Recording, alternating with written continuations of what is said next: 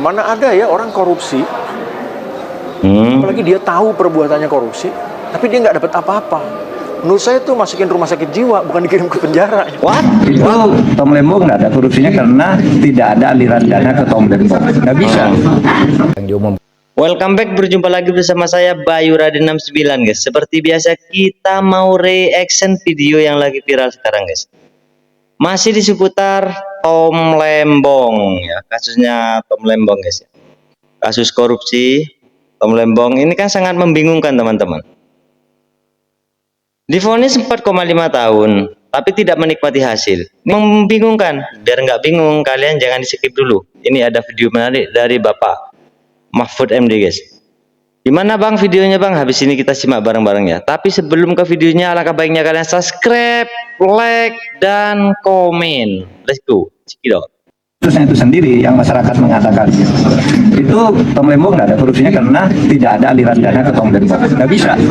Di dalam hukum korupsi itu tidak harus ada aliran dana. Rumusnya itu memperkaya diri atau memperkaya orang lain, termasuk perusahaan-perusahaan yang diberi lisensi.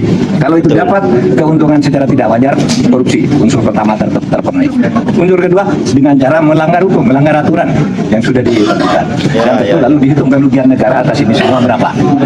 Kalau itu tidak ada debat bahwa unsurnya namanya sudah terpenuhi. Untuk Tom Lembong itu jadi tersangka. Tapi yang menteri-menteri sesudahnya itu yang lebih masif. Kenapa kan sama? Itu Pendapat Prof Mahfud tentang kasus Tom Lembong. Ini guys, jangan di skip dulu guys ya. Tonton sampai selesai ya. Kasusnya bisa benar, tetapi membingungkan. Membingungkan lagi, ya. Bisa benar kenapa? Karena apa yang di expose, yang diumumkan ke publik oleh Kejaksaan Agung itu memang memenuhi syarat korupsi. Memenuhi syarat Memenuhi korupsi. menurut undang-undang. Menurut undang-undang. Secara legal formal. Secara legal formal. Ya, ya. Legal formal korupsi itu artinya memperkaya diri sendiri atau orang lain, atau korporasi. Itu Jadi satu. bisa saja dia tidak memperkaya diri, tapi dianggap memperkaya orang lain. Memperkaya orang lain yang diberi lisensi untuk itu. Yang kedua merugikan keuangan negara. Yang ketiga melanggar hukum dengan cara melanggar hukum. Melanggar hukumnya itu sudah jelas karena pada waktu itu ada aturan kita tidak boleh ngimpor gula karena produksi melimpah. Lalu memperkaya orang lain betul. Ada perusahaan yang mendapat Ada perusahaan yang mendapat keuntungan dari situ. Tidak memperkaya diri. Tapi merugikan keuangan negara udah. Merugikan keuangan negara. Kalau tidak karena ada ini maka negara rugi sekian itu udah dihitung juga. Jadi memenuhi syarat untuk ditersangkakan korupsi, jangan pula dipolitisir.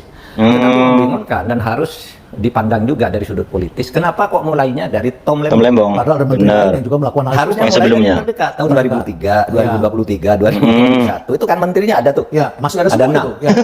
Oh iya iya. Melakukan hal yang sama. Bahkan lebih besar. Bahkan lebih besar. Nah, Tom Lembong dari sudut yuridis formal, legal formal ini. Tapi kenapa yang ini nih dibiarin? Iya tuh Pak.